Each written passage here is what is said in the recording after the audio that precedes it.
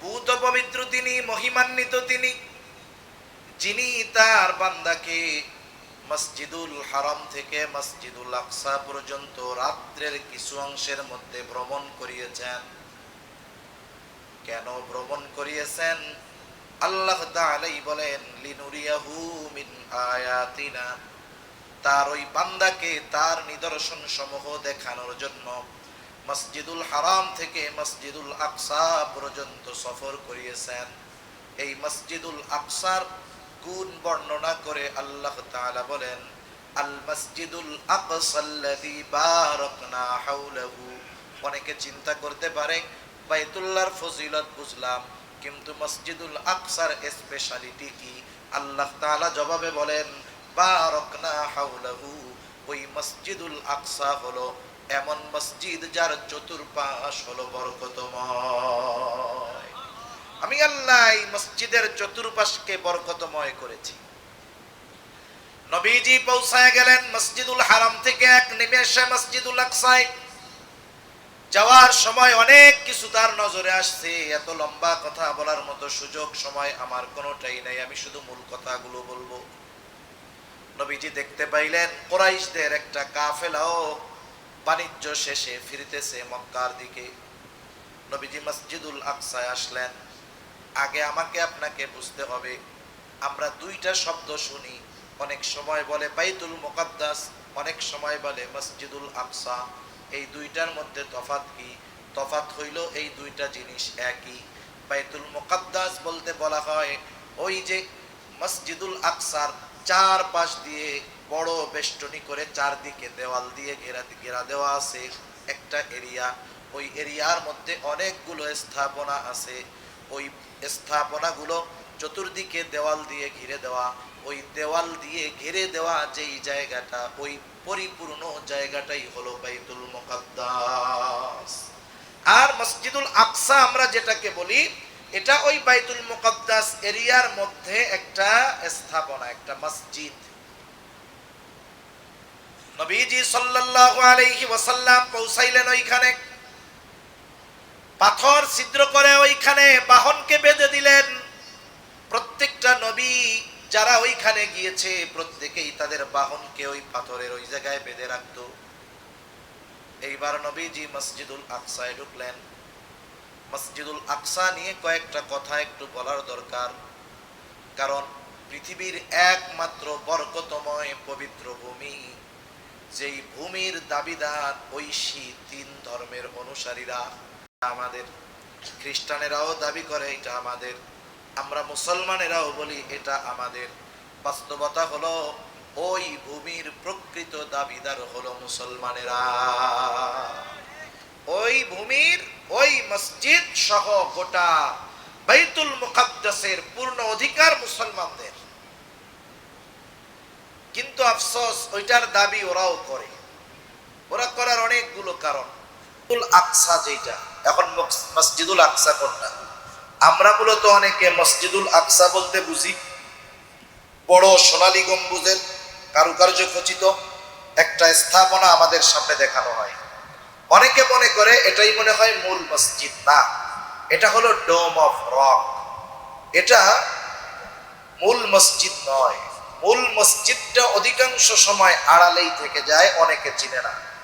বাইতুল মুকাদ্দাসের যেই দেয়াল আছে চতুর্দিক দিয়ে, এক পাশের দিকে খেয়াল করলে দেখবেন ছোট্ট একটা ধূসর বর্ণের গম্বুজওয়ালা একটা মসজিদ আছে। ওই মসজিদটা ধূসর বর্ণের এরকম ছিল না। ওই মসজিদটা স্বর্ণ দিয়ে আরো অনেক কারুকার্য খচিত ছিল। কিন্তু আফসোস, ওই মসজিদের সাথে যত দামি দামি স্বর্ণ অন্যান্য জিনিস ছিল, সবগুলো দ্বিতীয় বিশ্বযুদ্ধের সময় ব্রিটিশরা, পরবর্তীতে ইহুদিরা বারবার আক্রমণ করে ওখান থেকে ওই জিনিসগুলো নিয়ে গেছে। এবং মসজিদুল আকসা যেটা মূল মসজিদ, আমরা যেটাকে আকসা বলি, যে ওই বাইতুল মুকাদ্দাস এই এরিয়ার মধ্যে একটা স্থাপনা মসজিদুল আকসা। এই মসজিদের অনেক ক্ষতি সাধন করেছে ইহুদি, এমনকি ওরা ওটাকে ভেঙে ফেলতে চায়। বাইতুল মুকাদ্দাসের মধ্যে ওই স্থাপনাটাকে ভেঙে আর একটা মসজিদ বানাইতে চায় তারা। তাদের ভ্রান্ত বিশ্বাস হইল বর্তমান যেই মূল মসজিদে আকসাটা আছে, এটা সুলাইমানি অবকাঠামোতে নির্মিত নয়, মানে সুলাইমান আলাইহিস সালাম যেমনে বানাইছে ওই রকম নাই। কেমনে বানাবে? ওদের ধর্মীয় গুরুরা একটা স্ট্রাকচার দিয়ে দিছে যে এই রকম ভাবে বানাবে। বানাইলে কি হবে?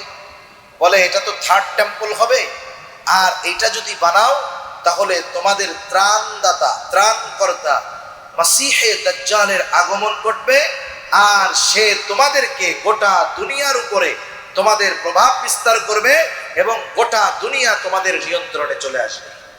ইহুদিদের একটা ভ্রান্ত বিশ্বাস যে ওই মসজিদ ভেঙে থার্ড টেম্পল যদি বানানো হয়, নতুন আর একটা অবকাঠামো করে মসজিদ বা ইবাদতের জায়গা বানানো হয়, যেটা সুলাইমান আলাইহিস সালামের যে স্ট্রাকচার ছিল ওই স্ট্রাকচারে বানানো হবে, তাহলে দাজ্জাল আসবে 1 কোটি ইহুদি 750 কোটি মানুষের উপরে প্রভাব বিস্তার করবে। ওদের আশা এটা।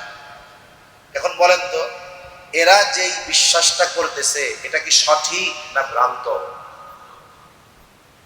যেমন গত মাসের 22 তারিখ বাবরি মসজিদ ভেঙে রাম মন্দির বানানো হয়েছিল, সেই রাম মন্দির উদ্বোধন করা হয়েছে। জানেন আপনারা 500 বছর এইখানে মসজিদ ছিল, 500 বছর আজান হয়েছে, ইকামত হয়েছে, নামাজ হয়েছে। 47-এর দেশ বিভক্তির পরে আস্তে কইরা একদল গুজব উঠায় দিছে। জানো, এই রাম মন্দিরের নিচে কিন্তু, এই মসজিদের নিচে কিন্তু রাম মন্দির ছিল। মসজিদের নিচে কি ছিল? রাম মন্দির।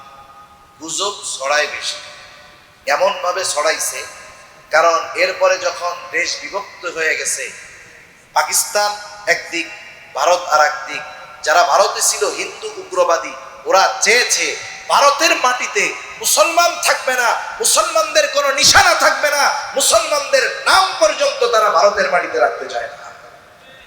এজন্য মাঝে মধ্যে দেখেন না, মুসলমানদের স্থাপনাগুলোর নাম পরিবর্তন করে ফেলে, বিভিন্ন প্রসিদ্ধ জায়গার নাম পরিবর্তন করে ফেলে। এই খবর মনে হয় আপনাদের কাছে নাই? আছে, বহু জায়গার নাম তারা পরিবর্তন করে ফেলতেছে। এই উপমহাদেশের অন্যতম শাসক মোগল সম্রাট জহিরুদ্দিন বাবর, ওনার নামে মসজিদ হলো বাবরি মসজিদ। মোগল সম্রাটদের অন্যতম এক আলোকময় ইতিহাস আছে এই ভারতবর্ষে। ওরা চায় যে মুসলমানদের স্থাপনা এবং নাম মুছে দিয়ে ইতিহাস থেকে মোগল সাম্রাজ্যের ইতিহাসকে ওরা মুছে দিতে চায়, মুসলমানদের ইতিহাস রাখতে চায় না ওরা। এই কর্মসূচি হলো ওদের। এখন বানানো হইল এই উগ্রবাদীদের পক্ষ অবলম্বন করে, জুলুম করে ওই জায়গায় ঘোষণা দেওয়া হইল নিচে রাম মন্দির ছিল। এখন যদি আদালত রায় দেয়, এক দলের তদন্ত করতে দিচ্ছে, ওই তদন্ত যারা করতেছে তারাও ওই দলের লোক, ওরা তদন্ত করে বুঝে নিচে তো মন্দিরের অস্তিত্ব পাওয়া গেছে। আদালত রায় দিবে কি, তাহলে এটা ভাঙো, মন্দির বানাও। মসজিদের জন্য পাশে জায়গা দেওয়া হয়েছে, ওটা বাদ, মূল মসজিদ কেন? একজন সাহাবী। সেজন্য মেরাজ যে হয়েছে, আল্লাহ তাআলা আমার আপনার নবীজিকে যে মসজিদে আকসা থেকে সপ্ত আকাশ বাড়ি দিয়ে আরশে আজিম পর্যন্ত নিয়েছেন, এটা মুতাওয়াতির হাদিস দ্বারা প্রমাণিত, সাথে সাথে কোরআনুল কারীমের আয়াত দ্বারাও একথা প্রমাণিত যে আল্লাহ তাআলা আমার আপনার নবীজিকে মেরাজে নিয়েছেন। এজন্য মেরাজের ব্যাপারে বিশ্বাস রাখা, এই বিশ্বাস যে এটা স্বপ্নে নয় বরং মেরাজ হয়েছে সশরীরে, এ বিশ্বাস রাখা প্রত্যেকটা মুমিনের উপরে অন্যতম একটি দায়িত্ব। কেউ যদি অস্বীকার করে তাহলে এতে তার ঈমান সম্পৃক্ত সমস্যা দাঁড়িয়ে যাবে। রাসূল আকরাম সাল্লাল্লাহু আলাইহি ওয়াসাল্লামের সফর শুরু হয়েছে মসজিদুল হারাম থেকে, প্রথমে মসজিদে আকসা। এটাকে বলা হয় ইসরা, যেটা জমিনে ভ্রমণ। আর এই ভ্রমণটা হয়েছে রাতে, তবে পূর্ণ রাতে নয়, বরং রাতের কিছু অংশের মধ্যে আল্লাহ তাআলা এই সময়টা বা এই সফরটা আল্লাহ তাআলা শেষ করেছেন। নবীজি সাল্লাল্লাহু আলাইহি ওয়াসাল্লাম মেরাজের কথা নিজে বর্ণনা করতেছেন, কেমনে কি ঘটলো। আমি আপনাদের খেদমতে মূলত দুটো বিষয়কে উল্লেখ করে আলোচনা করব। একটা হলো ইসরা মেরাজ, সাথে সাথে এই ইসরা মেরাজের সাথে সম্পৃক্ত বর্তমান দুনিয়ার অন্যতম এক মাজলুম ইবাদতের জায়গা, পবিত্র জায়গা, বরকতময় জায়গা বাইতুল মুকাদ্দাস, মসজিদুল আকসা, এই মসজিদ সম্পৃক্ত কয়েকটা কথাও আপনাদের সাথে ইনশাআল্লাহ আলোচনা করব। রাসূল আকরাম সাল্লাল্লাহু আলাইহি ওয়াসাল্লাম বলেন, আমি হাতিমে কাবার পাশে শুয়েছিলাম। এখন হাতিমে কাবা কোনটা? যারা মক্কা দেখেছেন, বাইতুল্লাহ দেখেছেন অথবা গিয়েছেন, তারা দেখবেন যে বাইতুল্লাহ যে চার কোনা কালো গ্লাফে মোড়ানো ঘর, ওর পাশেই বাঁকা দেয়াল দেয়া, চাঁদের মতো একটা বাঁকা দেওয়াল আছে। ওই দেওয়াল থেকে বাইতুল্লাহর মূল স্ট্রাকচার যেটাকে আমরা মনে করি, এই জায়গাটা ভেতরের অংশটা, এটাও মূল কাবার অংশ। কেউ যদি ওই হাতিমে কাবা তথা দেয়ালের ভেতরে গিয়ে কাবাকে পেছনে দিয়ে নামাজ পড়ে, তাহলে তার নামাজও হয়ে যাবে, কারণ ওইটা মূল কাবার অংশ। আর মূল কাবার মধ্যে ঢুকে, ওই চার কোনা ঘরের মধ্যে ঢুকে যে যেদিকে ফিরেই নামাজ পড়ুক না কেন, তার নামাজ হয়ে যাবে। নবীজি বলেন, আমি ওখানে শুয়েছিলাম, জিবরাইল আলাইহিস সালাতু ওয়াস সালাম আসলেন, আমাকে নিয়ে গেলেন ঘুম থেকে উঠিয়ে। কোথায়? নবীজিকে নিয়ে গেলেন জমজম কূপের পাশে। ওইখানে একটা স্বর্ণের পাত্র, এই পাত্রটা ঈমান ও হিকমত দিয়ে পরিপূর্ণ ছিল, সাথে সাথে জমজমের পানি। নবীজি সাল্লাল্লাহু আলাইহি ওয়াসাল্লাম ওইখানে পৌঁছানোর পরে নবীজির শাক্কে সাদার, নবীজির বুক বিদীর্ণ করা হলো। আধুনিক পরিভাষায় যাকে বলে হার্ট সার্জারি করা হলো, ওপেন হার্ট সার্জারি। নবীজির এই বক্ষ বিদারণ করে ভেতর থেকে হার্টকে, হৃৎপিণ্ডকে বের করে জমজমের পানি দ্বারা ধুয়ে আবার প্রতিস্থাপন করা হলো। নবীজির এভাবে করা হলো। এখন দেখেন, আজ থেকে 100-150 বছর আগে এইভাবে বুক চিরে মানুষের হার্ট অপারেশন হবে, ব্লক ছুটানো হবে, রক্তনালীতে যেই ব্লক পড়েছে ওখানে রিং পড়ানো হবে। আজ থেকে 150 বছর আগে বলেন তো, এই জিনিসটা মানুষ কি সম্ভব হতে পারে মনে করতো না। এটা তাদের কাছে কল্পনার চাইতে বেশি কিছু ছিল। তাহলে আজ থেকে 100 বছর আগে যেটা ছিল অসম্ভব, 100 বছর পরে ওই জিনিসটা কোনো ব্যাপারই না। কি না বলেন? কোনো ব্যাপারই না। একসময় হার্ট অপারেশন হতো, পুরা দেহকে অবশ করা হতো। আর এখন একজন মানুষের এই ওপেন হার্ট সার্জারি করার জন্য তার গোটা দেহ অবশ করা লাগে না, বরং শুধুমাত্র যেই জায়গাটাতে কাটা হবে নির্দিষ্ট জায়গা অবশ করে তার সেন্স ঠিক থাকে। এমনকি যার অপারেশন হচ্ছে সে ডাক্তারের সাথে কথাও বলে, আবার স্ক্রিনের মধ্যে দেখায়, ডাক্তারও তাকে দেখায়, দেখেন এই যে এই নালীতে আপনার ব্লক, এই যে দেখেন এইখানে সংকুচিত হয়ে গেছে, এই জায়গাটা আমরা এইভাবে রিং বসায় ছুটায় দিব যাতে রক্ত ইজিভাবে চলাচল করতে পারে। তাহলে একটা মানুষ সুস্থ মস্তিষ্কে সজ্ঞানে তার হার্ট বের করে, তার বুক চিরে হার্ট বের করে ব্লক ছুটানো হবে, আর সে নিজ চোখে এটা দেখবে। এটা আজ থেকে 100 না 50 বছর আগেও কেউ কল্পনা করে নাই। এই জন্য কাফেররা যারা মেরাজকে অস্বীকার করে, এরা প্রথমেই বলতো পরের কথাগুলো বাদ দেন। একটা মানুষের বুক চিরলে ওই মানুষটা বেঁচে থাকে কেমনে? পয়সা থাকলেই না বাকি সফর হবে। কিন্তু আজকের চিকিৎসা বিজ্ঞান বলে যে একটা মানুষের বুক চিরে অপারেশন করা, হার্ট অপারেশন করা, হৃৎপিণ্ড বের করে আবার প্রতিস্থাপন করা, এটা চিকিৎসা বিজ্ঞানের কাছে এখন একটা স্যাম্পল ব্যাপার। ঠিক কিনা বলেন? নবীজির বুক বিদীর্ণ করা হয়েছে কয়েকবার। প্রথমবার করা হয়েছে যখন হালিমাতুস সাদিয়ার ঘরে নবীজি ছিলেন। দুধ পান করানোর সময় শেষ হওয়ার পরেও হালিমাতুস সাদিয়া চাচ্ছিল যে এই শিশু আমার ঘরে আসার কারণে আমার ঘর বরকতে ভরে গেছে, আরো কিছুকাল যদি এই শিশু আমার তত্ত্বাবধানে থাকে আমিও বরকত লাভ করতে পারবো। আবার ওই শিশুর প্রতি, শিশু নবীর প্রতি হালিমাতুস সাদিয়ারও অন্যরকম এক মোহাব্বত, ভালোবাসা তৈরি হয়ে গিয়েছে। এই জন্য আবার তিনি নবীজিকে নিয়ে আসলেন কিছুকাল নিজের কাছে রাখার জন্য। হালিমাতুস সাদিয়ার কন্যা আমার আপনার শিশু নবীকে নিয়ে একদিন মাঠে গেছে। নবীজি বসে আছেন এক জায়গায়, তারা ছাগল চড়াচ্ছে, খেলাধুলা করতেছে। ইতিমধ্যে হঠাৎ হালিমাতুস সাদিয়ার মেয়ে দেখতে পেল, নবীজির দুধ বোন দেখতে পেল যে দুইজন সাদা পোশাকধারী নবীজির কাছে আসছে। শিশু মানুষ, তাকে শোয়ায়া দিছে, বুকটা চিরে ফেলছে। এই মেয়েটা ভয়ে দৌড়ায় মার কাছে গিয়ে বলতেছে, মা, আমার কুরাইশি ভাইকে দুইজন সাদা পোশাকধারী মানুষ ধরে শোয়ায়ে বুকটা চিরে জানি কি করতেছে। এইবার দৌড় দিয়ে হালিমাতুস সাদিয়া চলে আসলেন। এসে দেখেন যে নবীজি থরথর করে কাঁপতেছে। এর মধ্যে ফিরিস্তা দুইজন তাদের কাজ শেষ করে চলে গেছে। কি করেছেন? প্রত্যেকটা মানুষ শিশুকালে তার শিশু সুলভ কিছু আচরণ থাকে। প্রথমবার শাক্কে সাদারের মাধ্যমে নবীজির মধ্যে যে শিশু সুলভ বিষয়টাকে ছিল, আল্লাহ তাআলা এটাকে পরিপূর্ণ ক্লিয়ার করে দিয়েছেন। এজন্য নবীজির সিরাত যারা পড়েছেন, নবীজির জীবনী যারা পড়েছেন, আপনারা জানবেন যে শিশুকালেও নবী অন্যান্য শিশুদের মতো ছিলেন না। তিনি বসে থাকতেন, ওনার চেহারার দিকে তাকালে মনে হতো গভীর কোনো বিষয় নিয়ে তিনি চিন্তা করতেছেন, ধ্যানে মগ্ন আছেন, চিন্তিত আছেন, এমনটা মনে হইতো ওনাকে দেখতে। এরপরে আর একবার হয়েছে, যৌবনকালে আরেকবার নবীজির শক্কে সদর করা হয়েছে। কেন? কারণ মানুষের বয়সের সাথে সাথে তার ইচ্ছা চাহিদা এগুলোরও পরিবর্তন ঘটে। একটা 10 বছরের বাচ্চার যেই ইচ্ছা, একটা 25 বছরের যুবকের ইচ্ছা কখনো সেম হবে না।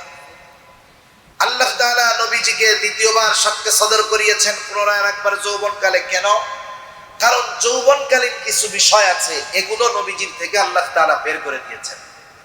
এজন্য আমার আপনার নবীজির চারিত্রিক বিষয়টা এমন ছিল যে নবীজির চরিত্র নবুয়াতির আগেও যেমন ছিল, নবুয়াতির পরেও তেমনই ছিল। নবীজি নবুয়াতি পাওয়ার পরে আল্লাহ তাআলা আমার আপনার নবীজির মাধ্যমে, কোরআনের মাধ্যমে, নবীজির সুন্নাহ, নবীজির নির্দেশের মাধ্যমে যেই বিষয়গুলো নিষেধ করেছেন, হারাম করেছেন, এমন কোন বিষয় আমার আপনার নবীজি নবুয়াতির আগেও কখনো করেন নাই। সুবহানাল্লাহ। যেমন একটা বলি যে মদ পান, মদ হারাম হয়েছে নবুয়াতির সাথে সাথেই নয়, বরং আরো অনেক পরে, অনেক পরে মদ হারাম হয়েছে। কিন্তু ইতিহাস ঘেটে আপনি দেখাতে পারবেন না যে নবীজি নবুয়াতির আগে কোনোদিন মদ পান তো বহু দূরের কথা, নবীজি কোনোদিন কোনো মদের পাত্র ছুঁয়ে দেখছেন, এই ইতিহাসও দেখাতে পারবেন না।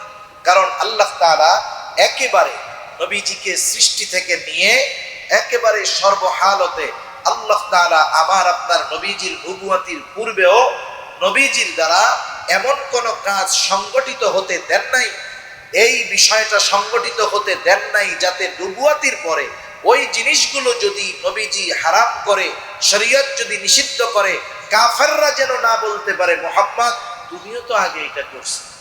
কথা বুঝেন নাই? যেমন আমাদের সমাজে অনেক ছেলে আছে খুব দুষ্টু, বিড়ি সিগারেট খায়, আরো বদ অভ্যাস আছে।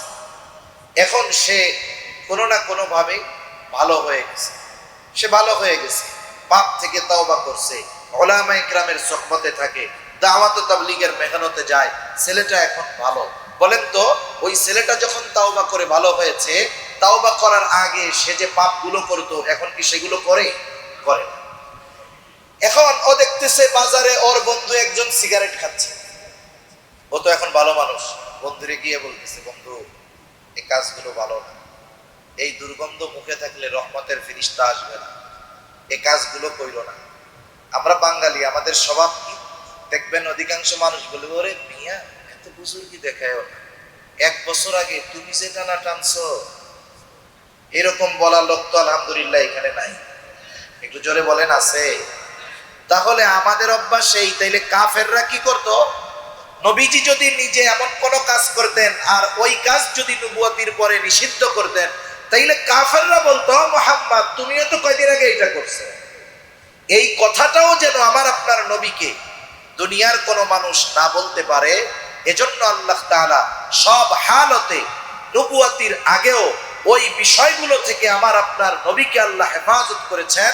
নবীজি নবুয়াতির পরে যেই বিষয়গুলো শরীয়ত নিষিদ্ধ করেছে, একটু দুইটা উদাহরণ দিই। যেমন নবীজি বলেন একবার কিশোরকালে যখন আমি বালক, সব বুঝি, ওই সময় এক বাড়িতে বিবাহ অনুষ্ঠান হবে। বিবাহ অনুষ্ঠান হবে, সকালে মিলে ওই বাড়িতে গেছে, একবারে সব মানুষ ওই বাড়িতে কি হবে? নাচ গান আনন্দ অনুষ্ঠান হবে। আপনাদের চট্টগ্রামের বিবাহ শাদীতে তো আলহামদুলিল্লাহ নাচ গান এইসব হয় না? আলহামদুলিল্লাহ হয়। একটু জোরে বলেন। হয়, বেশি হয়। আরো কি হয়? যেই বাড়িতে বিবাহ হয় ওই বাড়িতে বিবাহের দিন না, আমার মনে হয় গোটা মাস ধরেই এইগুলা চলে। এই বিবাহ অনুষ্ঠানে গান বাদ্য, এটা জাহেলিয়াতের একটা প্রথা, এগুলো মুসলমানদের কাজ হতে পারে। তা আমি আর ওই দিকের আলোচনা তো করবো না। নবীজি গেছেন, বালক তিনি তখন, ইতিমধ্যে ওই মূল গান বাদ্যর আসর শুরু হয়ে যাবে। সকলে বলতেছে মোহাম্মদ আসো আসো, শুরু হয়ে গেল।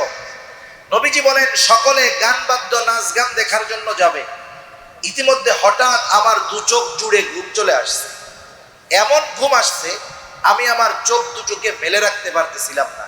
সকলে চলে গেল, আমি ওই বাড়ির এক প্রান্তে গিয়ে ঘুমায় পড়লাম। এমন ঘুম দিছি কিছুই টের পাই নাই। সারা রাত কি হয়েছে কিছুই শুনি নাই, কিছুই জানি নাই, কিছুই বুঝি নাই। সকলে সারা রাত আনন্দ ফুর্তি করে বাড়িতে চলে গেছে। আর আমার ঘুম ভাঙছে তখন সূর্যের আলো আমার মুখের উপরে আইসা পড়ছে যখন। সুবহানাল্লাহ, আল্লাহ তাআলা নবীজিকে হেফাজত করছেন।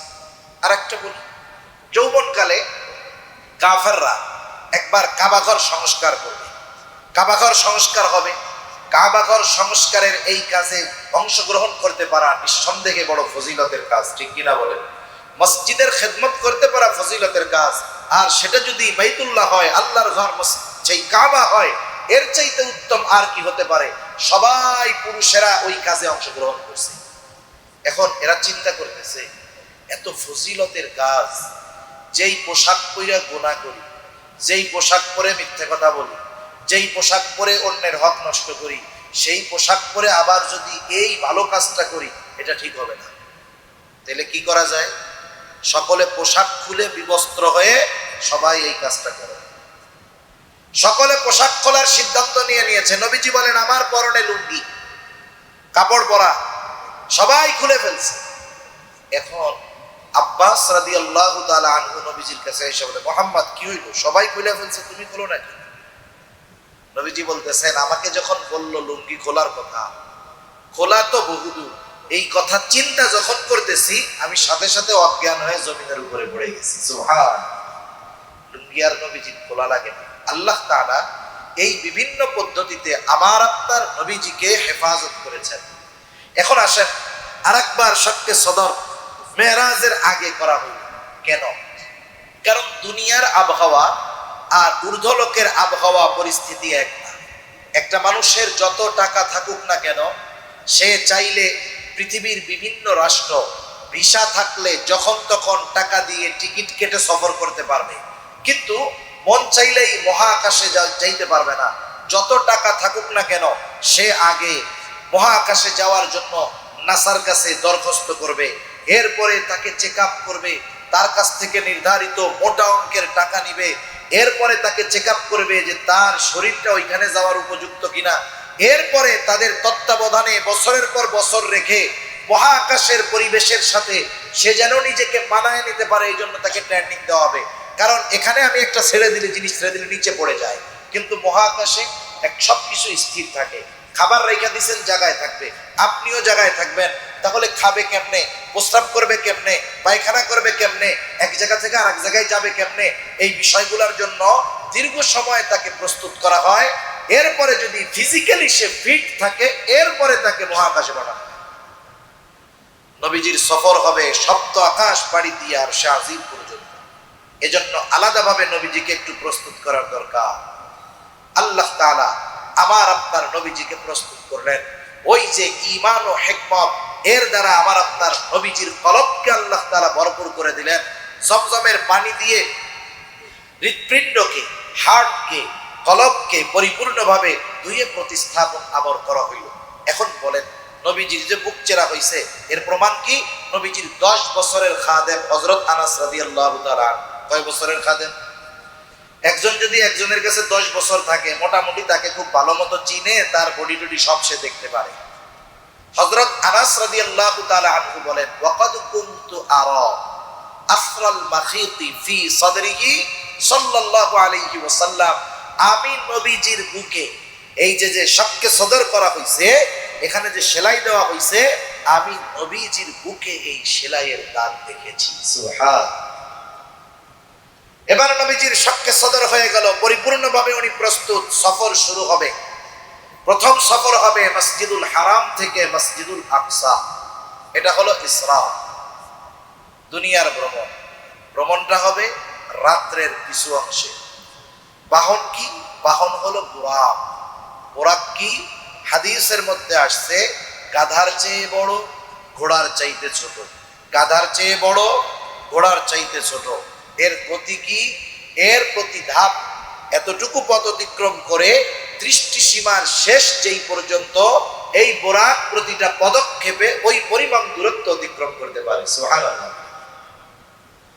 আমাদের দেশে আগে আমরা বোরাক দেখতাম, বিভিন্ন পোস্টারের মধ্যে বোরাক বানাইতো, সাদা একটা ঘোড়া, দিত দুইটা ডানা, এরপরে মাথার কাছে একটা মানুষ দিয়া কইতো এটা হলো নবীজির বোরাক। নাউজুবিল্লাহ বলে, মানুষের মাথা দিয়া বানাইছে, এটাকে বলতো এটা নাকি নবীজির বোরাক।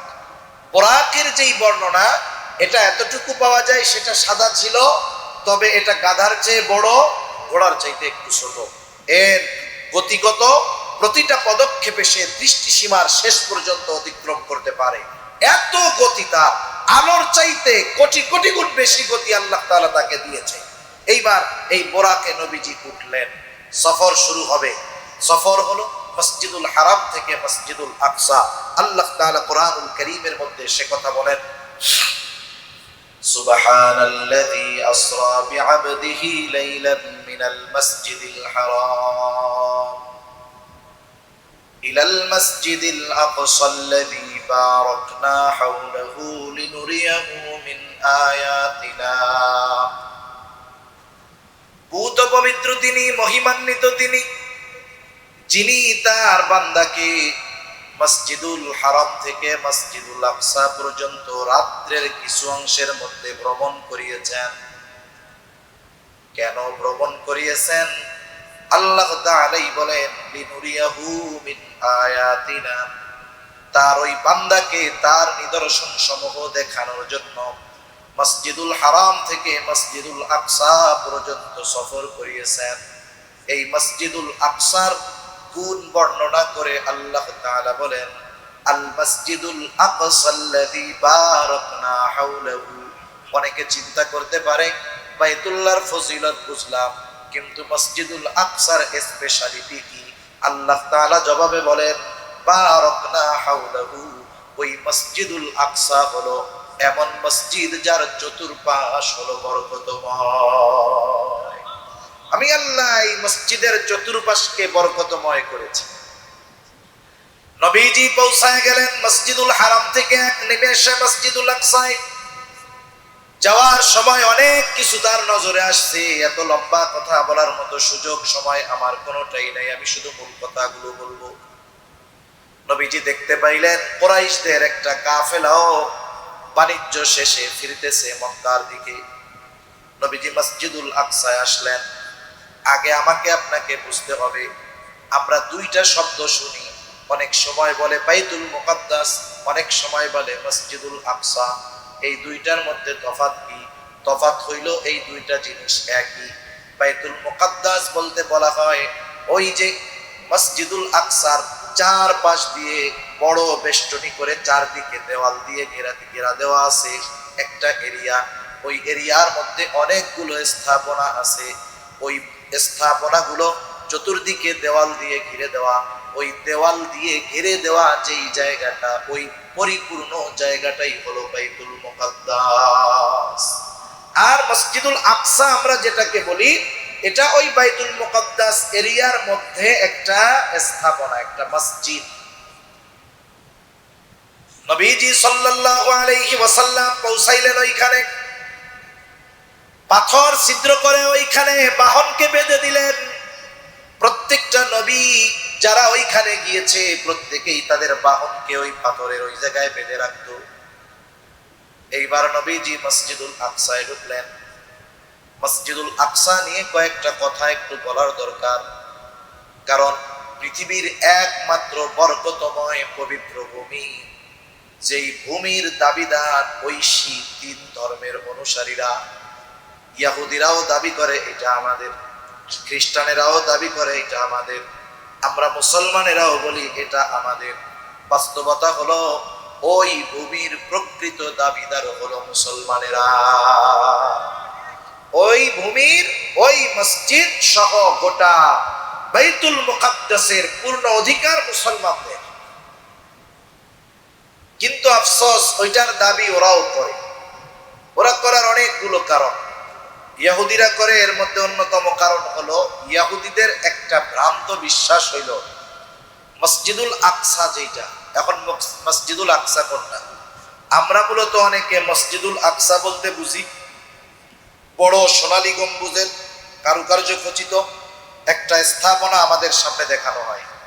অনেকে মনে করে এটাই মনে হয় মূল মসজিদ। না, এটা হলো ডোম অফ রক। এটা মূল মসজিদ নয়। মূল মসজিদটা অধিকাংশ সময় আড়ালেই থেকে যায়, অনেকে চিনে না। বাইতুল মুকাদ্দাসের যেই দেয়াল আছে চতুর্দিক দিয়ে, এক পাশের দিকে খেয়াল করলে দেখবেন ছোট্ট একটা ধূসর বর্ণের গম্বুজওয়ালা একটা মসজিদ আছে। ওই মসজিদটা ধূসর বর্ণের এরকম ছিল না। ওই মসজিদটা স্বর্ণ দিয়ে আরো অনেক কারুকার্য খচিত ছিল, কিন্তু আফসোস ওই মসজিদের সাথে যত দামি দামি স্বর্ণ অন্যান্য জিনিস ছিল সবগুলো দ্বিতীয় বিশ্বযুদ্ধের সময় ব্রিটিশরা, পরবর্তীতে ইহুদিরা বারবার আক্রমণ করে ওখান থেকে ওই জিনিসগুলো নিয়ে গেছে। এবং মসজিদুল আকসা যেটা মূল মসজিদ, আমরা যেটাকে আকসা বলি, যে ওই বাইতুল মুকাদ্দাস এই এরিয়ার মধ্যে একটা স্থাপনা মসজিদুল আকসা, এই মসজিদের অনেক ক্ষতি সাধন করেছে ইহুদি। এমনকি ওরা ওটাকে ভেঙে ফেলতে চায়। বাইতুল মুকাদ্দাসের মধ্যে ওই স্থাপনাটাকে ভেঙে আর একটা মসজিদ বানাইতে চায় তারা। তাদের ভ্রান্ত বিশ্বাস হইল বর্তমান যেই মূল মসজিদে আকসাটা আছে এটা সুলাইমানি অবকাঠামোতে নির্মিত নয়। মানে সুলাইমান আলাইহিস সালাম যেমনে বানাইছে ওই রকম নাই। কেমনে বানাবে? ওদের ধর্মীয় গুরুরা একটা স্ট্রাকচার দিয়ে দিছে যে এই রকম ভাবে বানাবে। বানাইলে কি হবে? বলে এটা তো থার্ড টেম্পল হবে, আর এটা যদি বানাও তাহলে তোমাদের ত্রাণদাতা ত্রাণকর্তা মাসিহে দাজ্জালের আগমন ঘটবে, আর সে তোমাদেরকে গোটা দুনিয়ার উপরে তোমাদের প্রভাব বিস্তার করবে এবং গোটা দুনিয়া তোমাদের নিয়ন্ত্রণে চলে আসবে। ইহুদিদের একটা ভ্রান্ত বিশ্বাস যে ওই মসজিদ ভেঙে থার্ড টেম্পল যদি বানানো হয়, নতুন আর একটা অবকাঠামো করে মসজিদ বা ইবাদতের জায়গা বানানো হয়, যেটা সুলাইমান আলাইহিস সালামের যে স্ট্রাকচার ছিল ওই স্ট্রাকচারে বানানো হবে, তাহলে দাজ্জাল আসবে 1 কোটি ইহুদি 750 কোটি মানুষের উপরে প্রভাব বিস্তার করবে। ওদের আশা এটা। এখন বলেন তো, এরা যেই বিশ্বাসটা করতেছে এটা কি সঠিক না ভ্রান্ত? যেমন গত মাসের 22 তারিখ বাবরি মসজিদ ভেঙে রাম মন্দির বানানো হয়েছিল, সেই রাম মন্দির উদ্বোধন করা হয়েছে। জানেন আপনারা 500 বছর এইখানে মসজিদ ছিল। 500 বছর আজান হয়েছে, ইকামত হয়েছে, নামাজ হয়েছে। 47-এর দেশ বিভক্তির পরে আস্তে কইরা একদল গুজব উঠায় দিছে। জানো, এই রাম মন্দিরের নিচে কিন্তু, এই মসজিদের নিচে কিন্তু রাম মন্দির ছিল। মসজিদের নিচে কি ছিল? রাম মন্দির। গুজব ছড়ায় বেশি। এমন ভাবে ছড়াইছে, কারণ এরপরে যখন দেশ বিভক্ত হয়ে গেছে, পাকিস্তান একদিক, ভারত আর একদিক, যারা ভারতে ছিল হিন্দু উগ্রবাদী, ওরা চেয়েছে ভারতের মাটিতে মুসলমান থাকবে না, মুসলমানদের কোনো নিশানা থাকবে না, মুসলমানদের নাম পর্যন্ত তারা ভারতের মাটিতে রাখতে চায় না। এজন্য মাঝে মধ্যে দেখেন না, মুসলমানদের স্থাপনাগুলোর নাম পরিবর্তন করে ফেলে, বিভিন্ন প্রসিদ্ধ জায়গার নাম পরিবর্তন করে ফেলে। এই খবর মনে হয় আপনাদের কাছে নেই? আছে। বহু জায়গার নাম তারা পরিবর্তন করে ফেলতেছে। এই উপমহাদেশের অন্যতম শাসক মোগল সম্রাট জহিরুদ্দিন বাবর, ওনার নামে মসজিদ হলো বাবরি মসজিদ। মোগল সম্রাটদের অন্যতম এক আলোকময় ইতিহাস আছে এই ভারতবর্ষে। ওরা চায় যে মুসলমানদের স্থাপনা এবং নাম মুছে দিয়ে ইতিহাস থেকে মোগল সাম্রাজ্যের ইতিহাসকে ওরা মুছে দিতে চায়। মুসলমানদের ইতিহাস রাখতে চায় না ওরা। এই কর্মসূচি হলো ওদের। এখন বানানো হইল এই উগ্রবাদীদের পক্ষ অবলম্বন করে, জুলুম করে ওই জায়গায় ঘোষণা দেওয়া হইল নিচে রাম মন্দির ছিল। এখন যদি আদালত রায় দেয়, এক দলের তদন্ত করতে দিচ্ছে, ওই তদন্ত যারা করতেছে তারাও ওই দলের লোক, ওরা তদন্ত করে বুঝছে নিচে তো মন্দিরের অস্তিত্ব পাওয়া গেছে। আদালত রায় দিবে কি? তাহলে এটা ভাঙো, মন্দির বানাও। মসজিদের জন্য পাশে জায়গা দেওয়া হয়েছে, ওটা বাদ। মূল মসজিদ কেন? হাদিসের ভাষ্য হলো যেখানে একবার মসজিদ হবে কিয়ামত পর্যন্ত ওখানে যা কিছু হোক না কেন ওটা মসজিদ হিসাবেই থাকবে। ঠিক কিনা বলে? তুরস্কের আয়া সোফিয়া, ওসমানীদের পতনের পরে, ওসমানী খেলাফত ব্যবস্থা বিলুপ্ত হওয়ার পরে কামাল আতাতুর্ক, তুরস্কের জনক বলে, ওইটা শয়তানের চাইতেও খারাপ, অথচ ওকে আমাদের প্রজন্মের সামনে হিরো হিসাবে তুলে ধরা হয়। এই জানোয়ার, মানুষরূপী জানোয়ার, ও মসজিদ গুলাতে আজান বন্ধ করে দিয়েছে, টুপি বন্ধ করে দিয়েছে, কোরআন পড়া বন্ধ করে দিয়েছে, মসজিদ গুলাকে মিউজিয়াম বানিয়েছে। এই আয়া সোফিয়ায় 100 বছর নামাজ বন্ধ ছিল, মিউজিয়াম ছিল। বলেন তো আয়া সোফিয়ায় আবার নামাজ শুরু হয়েছে কি হয় নাই?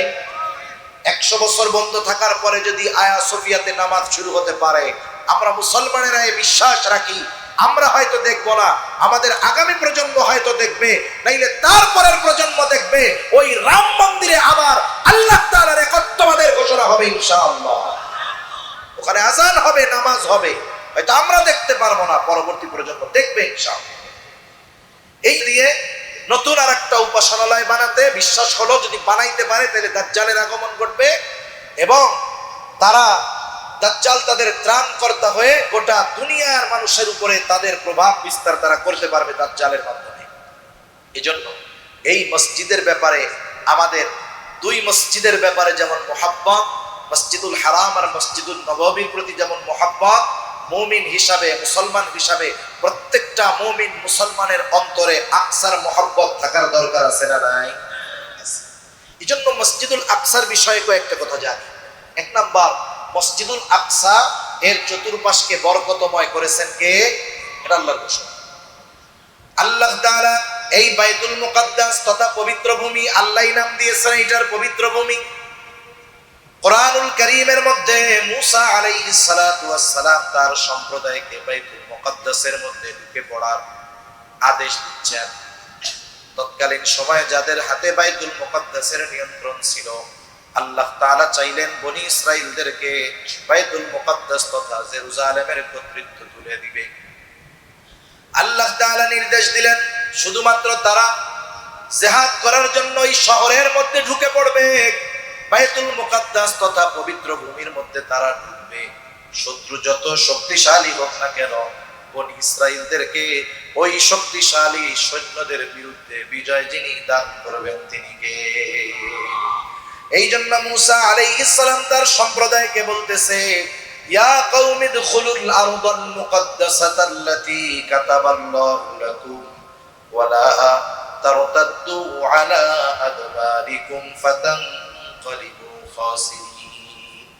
মুসা আলাইহিস সালাম বলেন, আমার সম্প্রদায়, তোমরা ওই পবিত্র ভূমিতে ঢুকে পড়ো, যেই ভূমির মালিকানা আল্লাহ তোমাদেরকে লিখে দিয়েছে। আল্লাতী কাতাবাল্লাহু লাকুম, যেই পবিত্র ভূমির মালিকানা আল্লাহ তোমাদের লিখে দিয়েছে। তবে শর্ত হইল একটা, সামনের দিকে যাবা, খবরদার পিছু হটবা না। সামনের দিকে যদি যাও তোমাদের বিজয় সুনিশ্চিত, আর যদি পেছনের দিকে ফিরে আসো তোমরা ক্ষতিগ্রস্তদের অন্তর্ভুক্ত হয়ে যাবা। তাহলে বাইতুল মুকাদ্দাস তথা মসজিদুল আকসা এর আশপাশ ওই যে দেওয়াল দিয়ে ঘেরা এই জায়গাটা হলো পবিত্র ভূমি, বরকতময় ভূমি, পবিত্র ভূমি। ঘোষণা কার? আর একটু জোরে বলেন কার? এই মসজিদ হলো পৃথিবীর দ্বিতীয় মসজিদ। আবু যর গিফারি রাদিয়াল্লাহু তাআলা আনহু প্রশ্ন করতেছেন নবীজিকে, প্রশ্ন করতেছেন, বলতেছেন, আউয়ালু মা উদিয়া ফিল আরদি আউয়ালা আইয়ু মসজিদিন উদিয়া ফিল আরদি আউয়ালা। নবীজিকে বলতেছেন, এই পৃথিবীর বুকে প্রথম কোন মসজিদ প্রতিষ্ঠিত হয়েছে? নবীজি বললেন, আল মসজিদুল হারাম। এরপরে প্রশ্ন করতেছে, সুম্মা আইয়ুন, এরপরে কোনটা? নবীজি বলেন, আল মসজিদুল আকসা। এরপরে তিনি জিজ্ঞাসা করেন, এই দুইটার মাঝে ব্যবধান কত বছরের? কাম কানা বাইনাহুমা। নবীজি বলেন, 40 সানা। এই দুই মসজিদের মধ্যে ব্যবধান হলো 40 বছরের। কত বছরের ব্যবধান? 40 বছরের ব্যবধান। কোন মুহাদ্দিসিনে কেরাম বলেন, কোন মুফাসসির বলেন 40 বছর কেমনে হয়? কারণ মসজিদুল আকসা এটা নির্মিত হয়েছে ইব্রাহিম আলাইহিস সালামের হাতে, আর বাইতুল্লাহ নির্মাণ হয়েছে তো কত আগে। তাইলে এখানে এরকম হইলো কেন? মূল বিষয়টা হলো এইরকম যে বাইতুল্লাহ তো মুসা আলাইহিস সালামের মহাপ্লাবনের সময় একেবারে ধ্বংস হয়ে গেছিল, মানে একেবারে ক্ষতিগ্রস্ত, এত পরিমাণ হয়েছে যে ওইখানে যে ঘর ছিল টেরি পাওয়া যাইতো না। শুধুমাত্র ওইখানে একটা বালুর ডিবি ছিল। ওই যে আল্লাহ তাআলা শিশু নবী ইসমাইল আলাইহিস সালাম ও তার মা হাজেরা আলাইহিস সালামকে আল্লাহর নির্দেশে ইব্রাহিম আলাইহিস সালাম রাইখা আসলেন ওইখানে, জনমানবহীন প্রান্তর, কিচ্ছু নাই। যায় দেখেন শুধুমাত্র একটা উঁচু বালুর ডিবি, ওর পাশে স্ত্রী সন্তানকে রাইখা আসছেন আল্লাহর আদেশে। আল্লাহ কেন এখানে নেওয়াইছেন কারণ হইল আল্লাহ তাআলা ইসমাইল আলাইহিস সালাম আর ইব্রাহিম আলাইহিস সালামের মাধ্যমে তার ঘরকে আল্লাহ তাআলা পুনরায় প্রতিষ্ঠিত করবেন। সুবহানাল্লাহ। এরপরে ইসমাইল আলাইহিস সালাম বড় হইছে ওই জায়গায়, এক জায়গায় যে দীর্ঘকাল বসবাস করে ওই জায়গার প্রতি একটা মায়া মহব্বত জাগ্রত হয় কি হয় না? দেখবেন যেই জায়গায় আপনি জন্ম থেকে আছেন একেবারে শিশুকাল থেকে দীর্ঘকাল, ওই জায়গার প্রতি আলাদা একটা মহব্বত থাকে, ঠিক না? ইসমাইল আলাইহিস সালাম ওনার বংশ বিস্তার হয়েছে ওইখানে। এরপরে বড় যখন হইছেন আল্লাহর নির্দেশে বাপ বেটা দুইজনে মিলে ওই কাবাকে ওনারা সংস্কার করছেন। এর 40 বছর পর ইব্রাহিম আলাইহিস সালাতু ওয়াস সালাম মসজিদুল আকসা ওনার হাতে প্রতিষ্ঠিত করছেন। এই হিসাবে হলো দুইটার মধ্যে ব্যবধান কত বছর? 40 বছর। এই মসজিদের অন্যতম একটি বৈশিষ্ট্য হলো এটা মুসলমানদের প্রথম কিবলা। রাসূল আকরাম সাল্লাল্লাহু আলাইহি ওয়াসাল্লাম হিজরতের পূর্বে ওই দিকে ফিরে নামাজ পড়েছেন, হিজরতের পরেও 16 মাস ওই দিকে ফিরে নামাজ পড়েছেন। আব্দুল্লাহ ইবনে আব্বাস রাদিয়াল্লাহু তাআলা আনহু থেকে বর্ণিত, তিনি বলেন কানা রাসূলুল্লাহ সাল্লাল্লাহু আলাইহি ওয়াসাল্লাম ইউসাল্লি বিমাক্কাতা নাহওয়া বাইতুল মুকাদ্দাস। নবীজি বাইতুল মুকাদ্দাসের দিকে ফিরে নামাজ পড়তেন যখন তিনি মক্কায় ছিলেন। ওয়াল কাবাতু বাইনা ইয়াদাই, কাবা তাদের মাঝে থাকতো, তার মানে নবীজি দক্ষিণ পাশে দাঁড়াইতেন, উত্তর দিকে হলো বাইতুল মুকাদ্দাস। নবীজি দক্ষিণ পাশে দাঁড়াইয়া আগে সামনে কাবাকে রাখতেন, এরপরে উত্তর দিকে থাকতো বাইতুল মুকাদ্দাস। বাদা মা হাজারা ইলাল মাদিনা 16 শাহরা, নবীজি যখন হিজরত করে মদিনায় চলে গেলেন 16 মাস ওই দিকে ফিরে নামাজ পড়ছে। এখন তো উত্তর দিকে জেরুজালেম, মদিনা উত্তরে, মদিনার থেকে আরো উত্তরে বাইতুল মুকাদ্দাস। এখন যদি নবী বাইতুল মুকাদ্দাসের দিকে ফিরে নামাজ পড়েন, কাবাকে সামনে রাখার কোনো উপায় থাকে না, কাবা পড়ে যায় পেছনে। কিন্তু নবীজির অন্তরের মধ্যে তামান্না, কাবা যদি মুসলমানদের জন্য কিবলা হতো কতই না ভালো হতো। নবীজির অন্তরে সব সময় এই তামান্না ছিল, নবীজির অন্তরে সব সময় এই আশা ছিল। নবীজি মদিনায় হিজরত করবার পর আল্লাহ তাআলা ইহুদিদেরকে আস্তে আস্তে দুর্বল বানায়া দিলেন। তারা অর্থনৈতিকভাবে দুর্বল হতে শুরু করলো, আল্লাহর ব্যাপারে বিভিন্ন অপবাদ তারা দিতে থাকলো। নবীজিও বুঝতে পারলেন যে এখন মদিনায় আর ইহুদিদের আগে সেই প্রভাব প্রতিপত্তি নাই, এখন যদি কাবা কিবলা পরিবর্তন হয়ে যায় কোনো সমস্যা নাই। নবীজি একদিন নামাজে দাঁড়ায় গেছেন বাইতুল মুকাদ্দাসের দিকে ফিরে, এইবার অন্তরের মধ্যে ওই আশাটা অতিমাত্রায় জাগ্রত হয়ে গেছে যে কাবা যদি মুসলমানদের কিবলা হতো কতই না ভালো হইতো। নবীজি বারবার আকাশের দিকে তাকাচ্ছেন নামাজের মধ্যে, অন্তরের মধ্যে আশা কাবা যদি মুসলমানদের জন্য কিবলা হয় কতই না ভালো হয়। নবীজির অন্তরে এই আশা আর আকাশের দিকে নবীজি বারবার তাকায়। বলেন তো দুনিয়ার কেউ এই তাকানোর অর্থ বুঝুক আর না বুঝুক, জানুক আর না জানুক, যিনি বোঝেন যিনি জানেন তিনি কে? আল্লাহ তাআলা ওহী নাযিল করে বলেন قد نرى تقلب وجهك في السماء فلنولينك قبلة ترضاها। কেন আপনি বারবার উপরের দিকে তাকান? আমি আল্লাহ দেখি, তাকানোর কারণটাও আমি আল্লাহ জানি। ফালানুওয়াল্লিয়ান্নাকা কিবলাতান, আমি আপনার জন্য কিবলা পরিবর্তন করে দিব। তারদাহা, আপনি যেমনটা চান, তার মানে আপনার চাওয়া অনুযায়ী আপনার জন্য আমি কিবলাটাকে ঘুরায়া দিব। 2 রাকাত হয়ে গেছে নামাজ। আল্লাহ তাআলা বলেন দেরি করার দরকার নাই, ফাওয়াল্লি ওয়াজহাকা শাতরাল মাসজিদিল হারাম, আপনি আপনার চেহারাটাকে নামাজের মধ্যে এই মসজিদুল হারামের দিকে ঘুরায়া দেন। এর আগে নবীজি 16 মাস নামাজ পড়ছে ওইখানে, মক্কায় থাকতে ওই দিকেই কিবলা মনে করে পড়ছে, তবে কাবাকে সামনে রেখে নবীজি নামাজ পড়ছে। এজন্য এর সাথে আমাদের ইবাদতের সম্পর্ক আছে। এই মসজিদুল আকসা এমন এক মসজিদ, পৃথিবীর অন্য কোন মসজিদ বরকতের নিয়তে সফর করলে সওয়াব হয় না, গুনাহ হয়। কিন্তু 3টা মসজিদ ফজিলতের আশা নিয়ে সফর করলে সওয়াব হয়। সুবহানাল্লাহ বলেন। কতজন কত মসজিদ দেখতে যায়, কেউ 60 গম্বুজ দেখতে যায়, কেউ 201 গম্বুজ দেখতে যায়, কেউ অমুক মসজিদ দেখতে যায়। এইসব সফরের মধ্যে কোনো সওয়াব, বরং সওয়াব মনে করে গেলে আরো গোনা। সওয়াব মনে করে গেলে কি বলেন না, এমনি অন্য কাজে গেছেন তখন দেখছেন সমস্যা নাই, কিন্তু নির্দিষ্ট করে যদি যান তাহলে হবে না। কত মানুষ আছে 5 ওয়াক্ত নামাজ পড়ে না, তুই বড় মসজিদে যায় 2 রাকাত নামাজ পড়ছে, কেন? অনেক ফজিলত আছে। তোমার যে ফজিলত আছে এটা কইছে কেডা? পাশে মসজিদ নামাজ পড়ে না, পাশে একজনের বুজুর্গের কবর আছে, ওর পাশে একটু জায়গা আছে, ওরে বাবা কি নামাজ পড়তেছে, অথচ মসজিদে একটু আগে ফরজ নামাজ হয়েছে পড়ে নাই। এরকম লোক তো আলহামদুলিল্লাহ আমাদের দেশে নাই। 3টা মসজিদ ভ্রমণের উদ্দেশ্যে যাওয়া যায়, বরকতের নিয়তে যাওয়া যায়। মসজিদুল হারাম, মসজিদুল নববী, আর হইল মসজিদুল আকসা। বরং কোন কোন সময় তো ওখানে যাওয়াটা ফরজ হয়ে যায়। যার উপরে হজ ফরজ, বলেন তো তার জন্য বাইতুল্লাহ জিয়ারত ফরজ না ওয়াজিব না সুন্নাত? ফরজ না? যার হজ ফরজ হয়েছে তার তাওয়াফ তো করতে হবে, এটা তো ফরজ কাজ। পৃথিবীর অন্যতম মসজিদ এই মসজিদ, যেই মসজিদে দাজ্জাল ঢুকতে পারবে না। নবীজি সাল্লাল্লাহু আলাইহি ওয়াসাল্লাম বলেন, আখরি জামানায় যখন দাজ্জালের আবির্ভাব ঘটবে, সব জায়গায় সে পৌঁছায়া যাবে, 4টি জায়গা ছাড়া। একটা হলো মসজিদুল হারাম। মসজিদুল হারামের যে এরিয়া, এর মধ্যে ঢুকতে পারবে না, ফেরেশতারা চতুর্দিক দিয়ে পাহারা দিবে। মসজিদুল নববী, এই মসজিদের এরিয়ার মধ্যে ঢুকতে পারবে না। আরেকটা হলো বাইতুল মুকাদ্দাসে ঢুকতে পারবে না। 4 নাম্বার আরেকটা মসজিদ আছে মসজিদুল তুর, ওই মসজিদের মধ্যেও দাজ্জাল ঢুকতে পারবে না। আরো অনেক ফজিলত আছে এই মসজিদের। এই মসজিদের অন্যতম এক ফজিলত, যে দুনিয়ার অন্য কোথাও যেটা ঘটে নাই। কি ঘটছে এই মসজিদে? বলে এই মসজিদ হলো একমাত্র মসজিদ, এই বাইতুল মুকাদ্দাস মসজিদুল আকসা, এটা এমন একটা জায়গা আল্লাহ তাআলা পৃথিবীর সব নবী রাসূলকে ওই এক জায়গায় একত্রিত করেছে। সুবহানাল্লাহ। দুনিয়ার আর কোথাও এটা হয় না। এই মসজিদের চতুর্পাশে অনেক নবী রাসূলদের কবর আছে, অনেক নবীদের হিজরতের জায়গা হলো এই বাইতুল মুকাদ্দাস।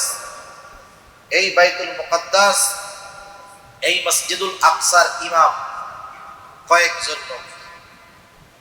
এই মসজিদে নবীজি এখন আসছেন, আয়েশা 2 রাকাত নামাজ পড়লেন। কয় রাকাত? এখন এখানে ইবনে কাসির রাহমাতুল্লাহি আলাইহি বলেন যে আমরা এরকম বর্ণনা পাই যে নবীজি সকল নবীর উপস্থিতিতে 2 রাকাত নামাজের ইমামতি করছেন। অনেকে বলে যে এই জায়গায় মেরাজের সফর শুরু হওয়ার আগে এই 2 রাকাত নামাজের ইমামতি নবীজি করছেন। উনি বলেন যে নবীজি যেইভাবে মেরাজের বর্ণনা দিয়েছেন তাতে মনে হয় যে ফেরার পথে এই ইমামতিটা নবীজি করছেন, যাওয়ার পথে একাকী 2 রাকাত নামাজ পড়ছেন। কেন? আমি একটু সামনে গিয়ে বলতেছি।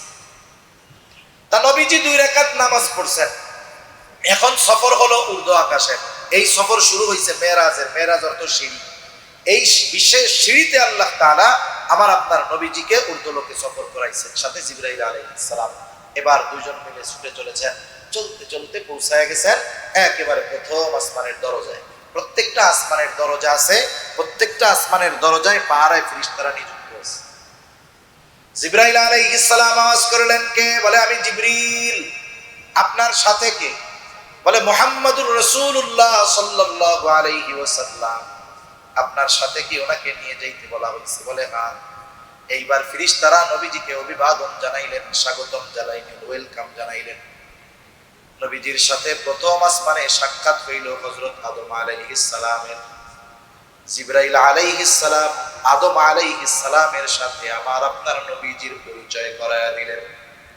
এখন আসেন, যদি নবীজি মসজিদুল আকসায় মেরাজের সফরের আগেই ওই নবীদের উপস্থিতিতে নামাজ পড়াইতেন, আশা করা যায় ওইখানেই আগে সব নবীর সাথে আমার আপনার নবীর পরিচয় হয়ে যাইত। তাইলে যদি নামাজ পড়াইয়াই থাকেন, তাইলে প্রথম আসমানে যাওয়ার পরে আদম আলাইহিস সালামের সাথে পরিচয় করাই দেওয়ার দরকার কি? কারণ একটু আগেই তো দেখা হচ্ছে। কথা বুঝেন নাই? আল্লামা ইবনে কাসির রাহমাতুল্লাহি আলাইহি বিশদ গবেষণার পরে বলতেছেন যে আসলে এই ইমামতিটা হইছে লাস্ট। আদম আলাইহিস সালামের সাথে কথাবার্তা হইলো, আদম আলাইহিস সালাম দোয়া করে দিলেন। এবার দ্বিতীয় আকাশে সফর, আবার ওই রকম জিজ্ঞাসাবাদ হলো, পরিচয় জানতে চাওয়া হইল। ফেরেশতারা দরজা খুলে দিল। নবীজিকে অভিবাদন স্বাগতম জানানোর পর দ্বিতীয় আসমানে দেখা হইল ঈসা ইয়াহইয়া আলাইহিস সালাম দুইজনের সাথে। এনরা পরস্পর হইলেন খালাতো ভাই, দুজনে দোয়া করলেন, কথা হলো। এবার ওনারা দোয়া করলেন, সফর শুরু করলেন তৃতীয় আসমানের দিকে। তৃতীয় আসমানের দরজাও এরকম খুলে দেওয়া হলো, অভিবাদন জানাইল ফেরেশতারা। তৃতীয় আসমানে ছিলেন হযরত ইউসুফ আলাইহিস সালাতু ওয়াস সালাম। নবীজির সাথে পরিচয় করায় দেওয়া হলো, নবীজির জন্য তিনি দোয়া করলেন। নবীজি দুনিয়া আসার পর ইউসুফ আলাইহিস সালামের সৌন্দর্য বর্ণনা করতে গিয়ে বলেন, আল্লাহ তাআলা গোটা দুনিয়ার অর্ধেক সৌন্দর্য দিয়া ইউসুফ আলাইহিস সালামকে সৃষ্টি করেছে। এইবার চললেন চতুর্থ আসমানে, ওই রকম দরজা খোলা হলো, অভিবাদন জানাইলো ফেরেশতারা। চতুর্থ আসমানে সাক্ষাৎ হলো ইদ্রিস আলাইহিস সালামের সাথে। নবীজির জন্য তিনিও দোয়া করলেন। চতুর্থ আসমান থেকে পঞ্চম আসমান, ওই রকম কথাবার্তা হলো, দরজা খুলে দেওয়া হলো। নবীজির সাথে পঞ্চম আসমানে দেখা হইল হারুন আলাইহিস সালামের সাথে, তিনিও দোয়া করে দিলেন। ওখান থেকে আবার সফর ষষ্ঠ আকাশের দিকে। আবার ফেরেশতারা ওই রকম কথা জিজ্ঞাসা করার পরে দরজা খুলে দিল, অভিবাদন স্বাগতম জানাইলো। ষষ্ঠ আকাশে দেখা হয়ে গেল মুসা আলাইহিস সালামের সাথে। এবার ওখান থেকে সফর সপ্ত আকাশে, সপ্ত আকাশের দরজায় পৌঁছায় গেলেন। ফেরেশতারা দরজা খুললো, অভিবাদন জানাইলো। নবীজি সপ্ত আকাশে পৌঁছায় গেলেন, যেইখানে আছে বাইতুল মামুর। একেবারে আমাদের মসজিদুল হারাম কাবা থেকে বরাবর সপ্ত আকাশ উপরে একটা মসজিদ, এটার নাম হলো বাইতুল মামুর। দুনিয়ার মানুষেরা যেমন ওই মসজিদ তাওয়াফ করে, ফেরেশতারাও বাইতুল মামুর তাওয়াফ করে। নবীজিকে এক হাদিসের মধ্যে জিজ্ঞাসা করা হয়েছে, ইয়া রাসূলুল্লাহ, ফেরেশতাদের সংখ্যা কত? নবীজি বলেন, শোনো, আমাদের যেমন এই যে কাবা, ঠিক এই বরাবর সপ্ত আকাশের উপরে আর একটা মসজিদ আছে, ওইটার নাম হলো বাইতুল মামুর। ওইখানে দৈনিক ৭০,০০০ ফেরেশতা তাওয়াফ করে। একবার যারা তাওয়াফ করতে করে বের হয়, কিয়ামত পর্যন্ত দ্বিতীয়বার তাওয়াফ করার সুযোগ আর তারা পাবে না। তাহলে ফেরেশতাদের মূলত সংখ্যা কত, এটা মূলত ভালো জানেন কে? আল্লাহ জানেন। ওই বাইতুল মামুরের একটা দেয়ালে এলান দিয়ে বসে আছেন মুসলিম মিল্লাতের পিতা ইব্রাহিম আলাইহিস সালাতু ওয়াস সালাম। এবার কথাবার্তার পরে ওনারা চলছেন, আবার চলতে চলতে পৌঁছায় গেলেন কোথায়? বলে ইন্না সিদরাতিল মুনতাহা, একেবারে সীমান্তের বড়ই গাছের কাছে পৌঁছায় গেছেন। নবীজি এই বড়ই গাছের বর্ণনা দেন, বলেন এর এক একটা পাতা হইল হাতির কানের মতো, এক একটা বড়ই হইল হাজারের মটকার মতো। আমাদের অঞ্চলে বলে কুলা, ওই কুলার মতো এক একটা বড়ই, বিশাল বড় বড় সাইজের। ওই জায়গায় জিবরাইল আলাইহিস সালামকে নবীজি দ্বিতীয়বার ওনার সশরীরে দেখছে। নবীজি বলেন জিবরাইলের ৬০০ ডানা আছে। কয়শো ডানা? ৬০০ ডানা। একেবারে নিকট হয়ে গেছে, কাছাকাছি হয়ে গেছে দুইজন।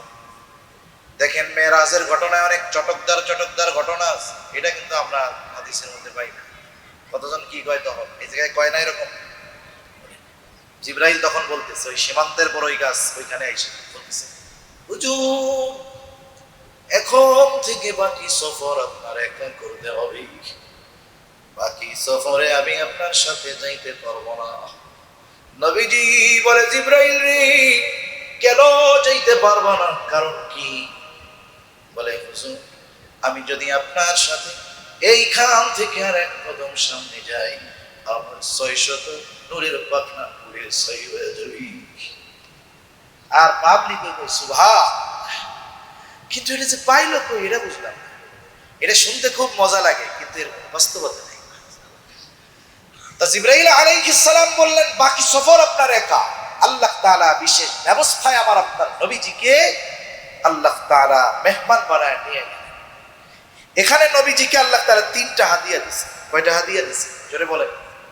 ৩টা। একটা হলো সূরা বাকারার শেষ কয়েকটা আয়াত। দ্বিতীয় হাদিয়া যে আপনার যেই উম্মত শিরিক করবে না, ওরে আমি মাফ করে দেব। যে উম্মত শিরিক করবে না তাকে মাফ করে দিব, এই সুসংবাদ। তৃতীয় 50 ওয়াক্ত নামাজ। নবীজি হাদিয়া নিয়ে চলে আসছেন। আমি যেহেতু শেষ করে দিব, সংক্ষেপে বলি। এখন ফিরতেছেন, ফেরার পথে মুসা আলাইহিস সালামের সাথে দেখা, যে আপনি তো আল্লাহর মেহমান হইয়া গেলেন, আপনার উম্মতের জন্য আল্লাহ কি দিয়েছে? 50 ওয়াক্ত নামাজ দিয়েছি। বলে আপনি ফিরা যান, আল্লাহর কাছে সহজ করতে বলেন। নবীজি এইবার গেলেন। এক বর্ণনায় আসছে একবারে 10 রাকাত করে কমাইছে, আর একবার হলো 5 রাকাত করে কমাইতেছে। মুসা আলাইহিস সালামের কাছে আসে, বলে আপনি আবার যান, আসে আবার যান। এক সময় এই যাওয়া আসা করতে করতে লাস্টে গিয়ে আছে 5 ওয়াক্ত। কয়ক্ত দিছিল? কয়ক্ত আছে? কয়ক্ত? মুসা আলাইহিস সালাম বলে আপনি আবার যান। আপনার আগে আমি এই মানব জাতির নবী ছিলাম, আমি জানি আপনার উম্মত এটাও পারবে না, আপনি আবার যান। নবীজি বলেন আমার লজ্জা লাগতেছে। আর কতজন মনে মনে কয় আরে নবী যদি এইবার যাইতে হতো তো কাম সারা, খালি জুম্মার নামাজটাই থাকতো, আর কোনো টেনশনই থাকতো না আমাদের। হ্যাঁ, নবীজি বলেন আমার লজ্জা লাগতেছে।